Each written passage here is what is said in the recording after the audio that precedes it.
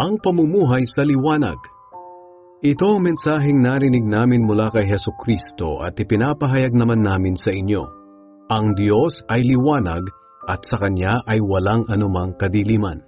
Kung sinasabi nating may pakikiisa tayo sa Kanya ngunit namumuhay naman tayo sa kadiliman, nagsisinungaling tayo at hindi namumuhay ng ayon sa katotohanan.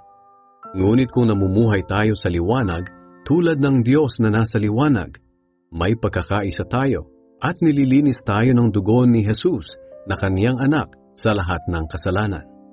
Kung sinasabi nating wala tayong kasalanan, dinadaya natin ang ating sarili at wala sa atin ang katotohanan.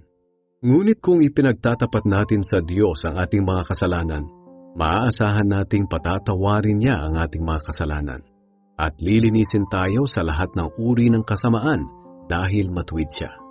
Kung sinasabi nating wala tayong kasalanan, ginagawa nating sinungaling ang Diyos at wala sa atin ang Kanyang salita.